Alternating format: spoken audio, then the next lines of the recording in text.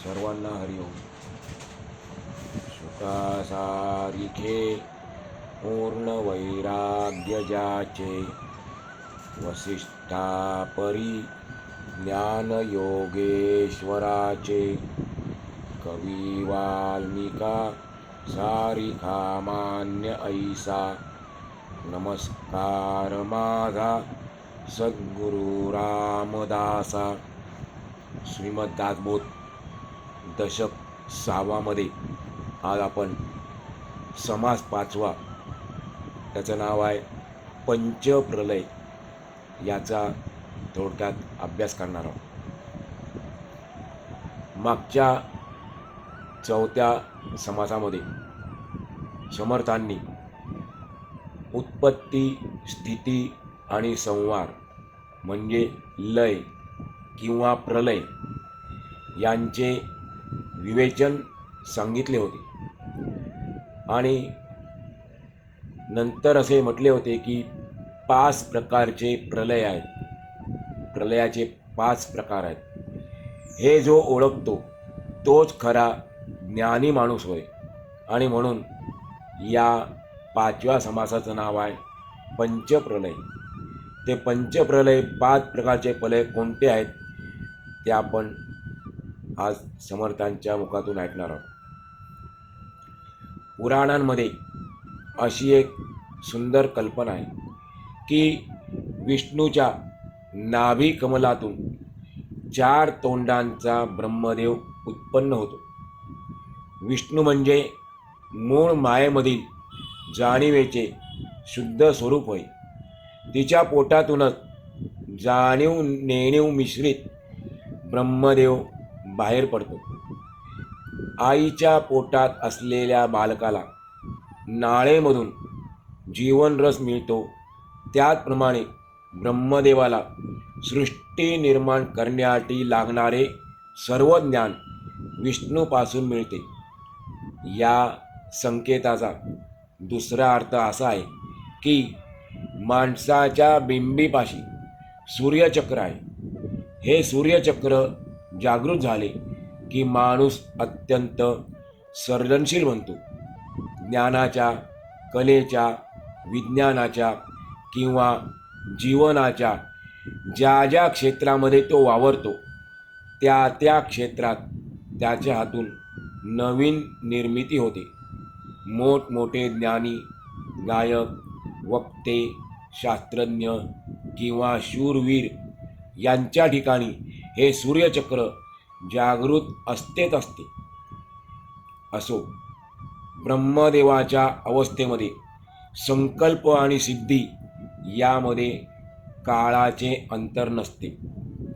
त्याचा संकल्प म्हणजे ब्रह्मदेवाने केलेला संकल्प हा सत्य संकल्प असल्याने तो उत्पन्न झाल्याबरोबर लगेच त्याचे फळ देतो, म्हणजे लगेच त्याचा परिणाम दिसून येतो.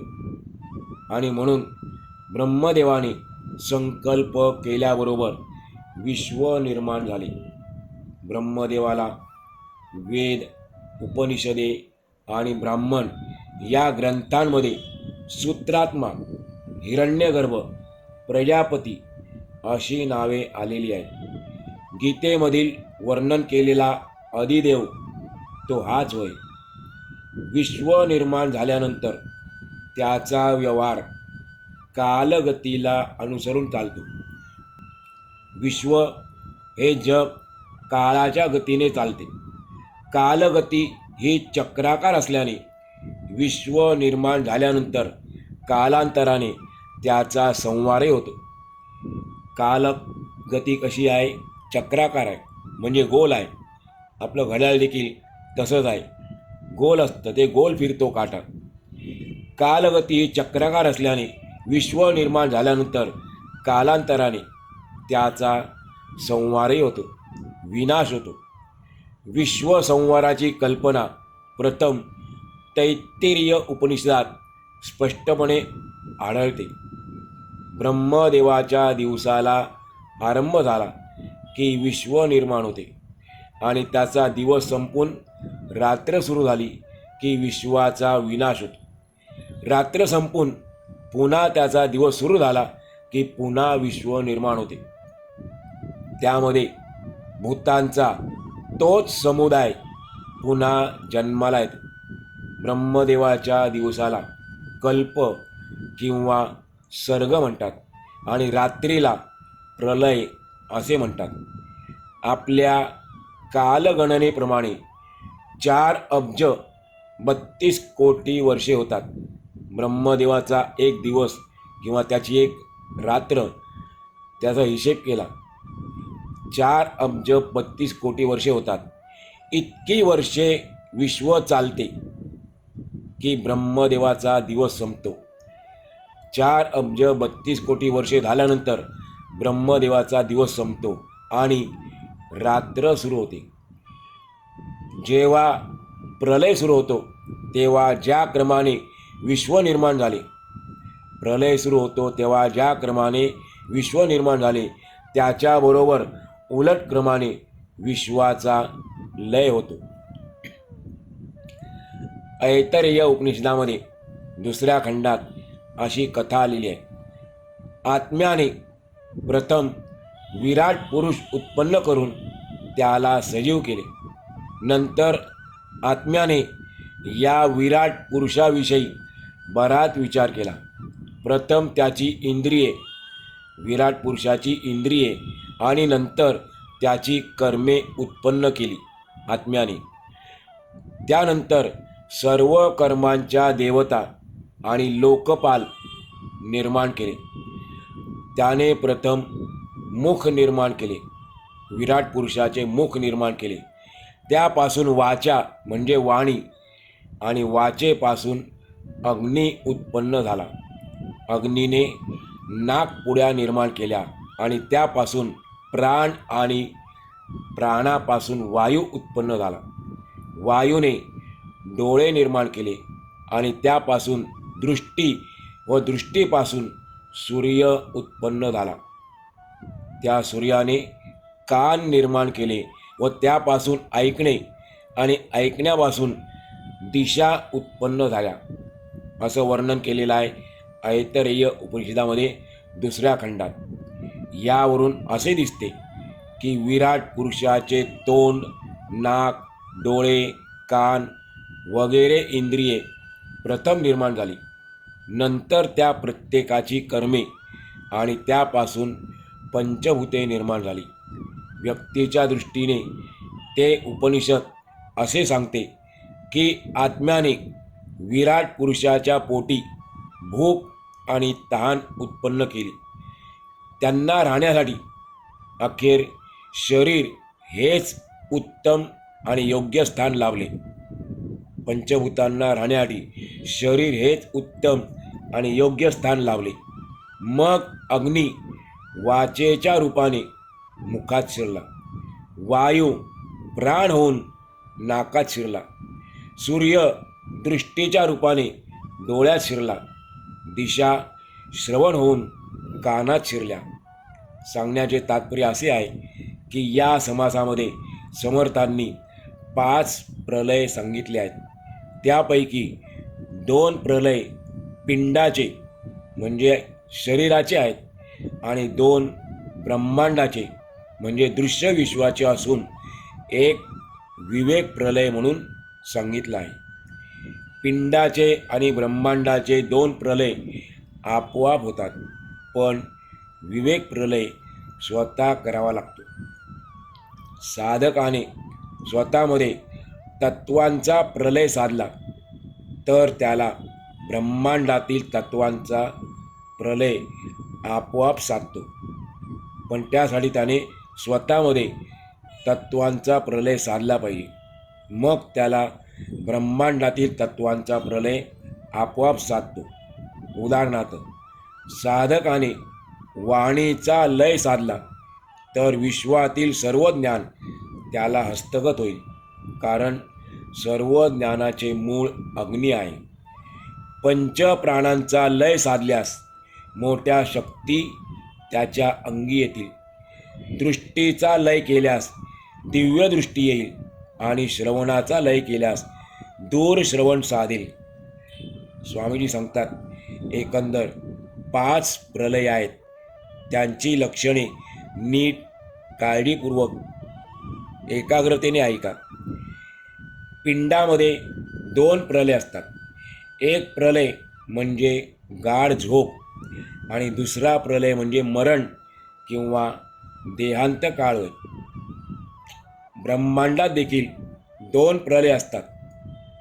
ब्रह्मा, विष्णू आणि महेश या देह धारण केलेल्या 3 देवता जेव्हा झोपी जातात तेव्हा ब्रह्मांडाचा निद्रा प्रलय होतो असे समजावे. त्यावेळी ब्रह्मदेवाचा दिवस संपून त्याची रात्र सुरू होते आणि या 3 देहधारी देवतांचा जेव्हा अंत होतो त्यावेळी ब्रह्मांडाचा कल्पकाळ सुरू होतो. तेव्हा निश्चयपूर्वक खात्रीने ब्रह्मप्रलय होऊ लागला हे समजावे. या 9 खंडाच्या पृथ्वीवर पिंडाचे 2 आणि ब्रह्मांडाचे 2 असे 4 प्रलय होतात. 5वा प्रलय विवेकाचा आहे आणि तो अतिशय महत्त्वाचा आहे, तसा तो सर्वोत्तम आहे. अशा प्रकारे हे 5 प्रलय नीट क्रमाने सांगितले. समर्थ म्हणतात, आता ते अनुभवाला कसे येतात ते सांगतो. प्रथम निद्रा प्रलय ऐकावा. माणसाला एकदा का झोप आली म्हणजे त्याचे जागे असतानाचे सर्व व्यवहार आणि व्यापार विराम पावतात, थंडावतात. मग त्याला गाढ झोप तरी लागते किंवा झोप लागून त्याला स्वप्ने पडतात. माणसाच्या या अवस्थेलाच निद्रा प्रलय असे म्हणतात.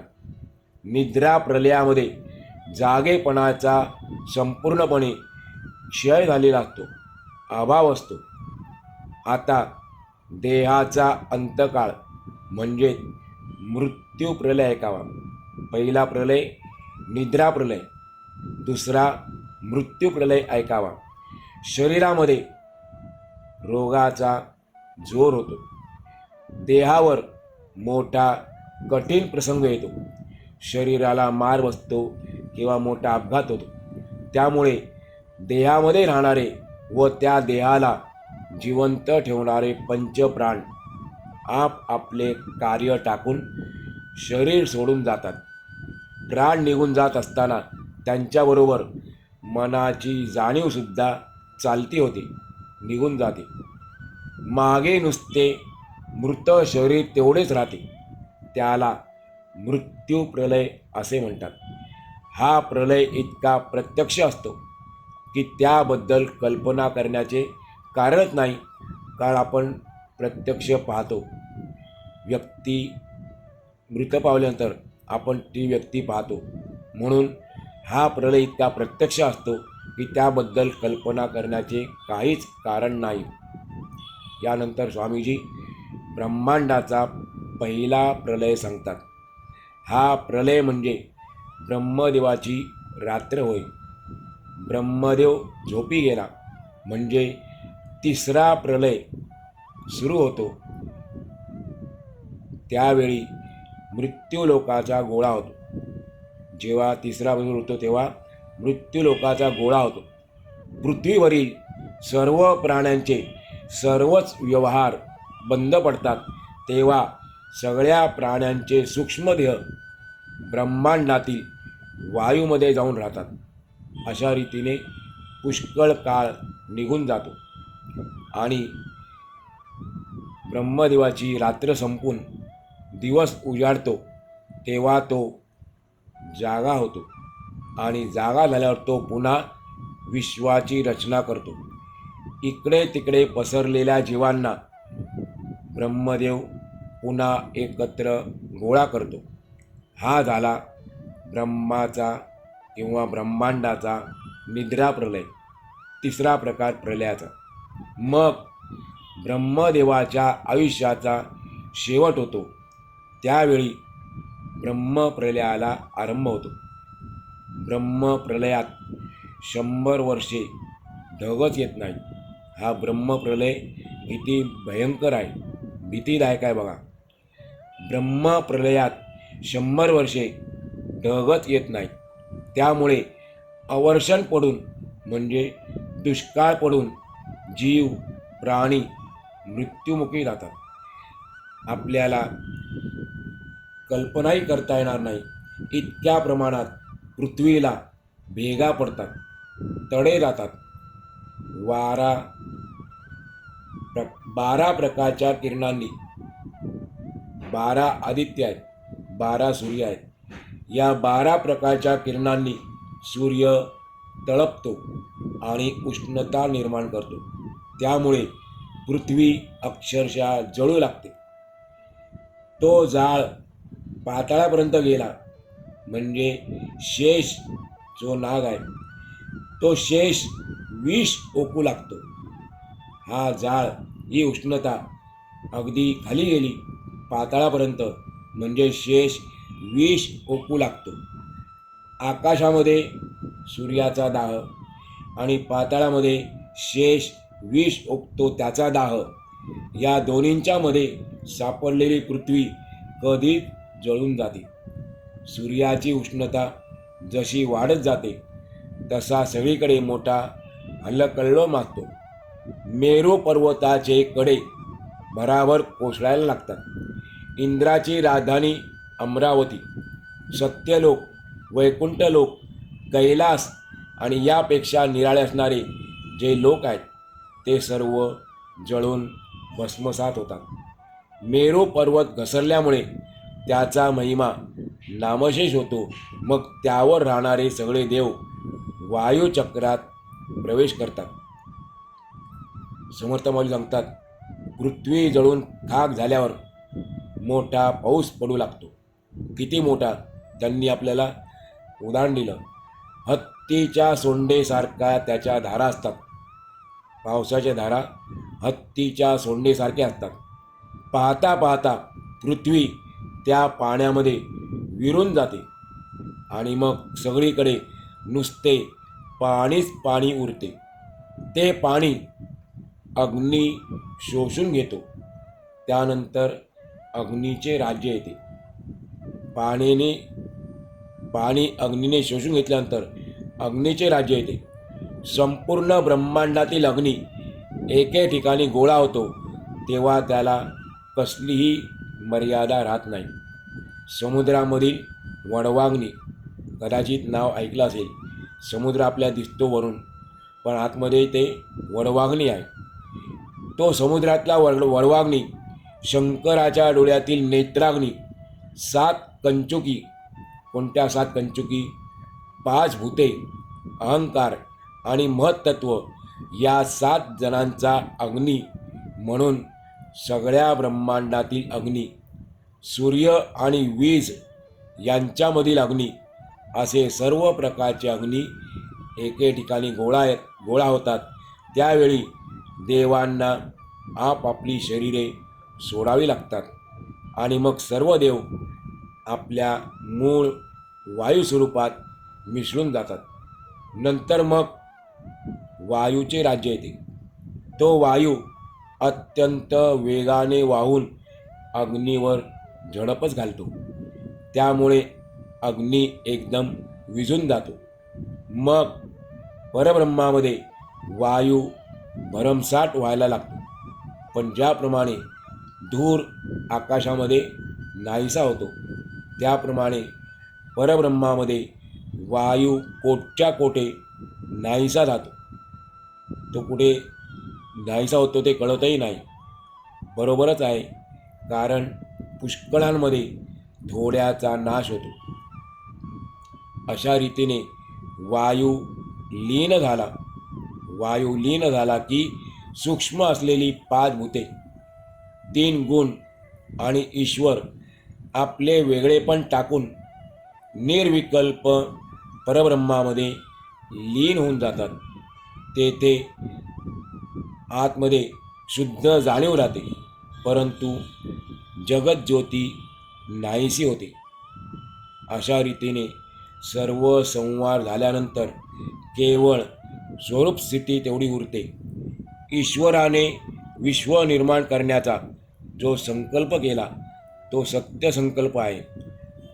तो सत्य संकल्प ज्ञानमय आहे, सामर्थ्य संपन्न आहे आणि जाणीवरूप आहे.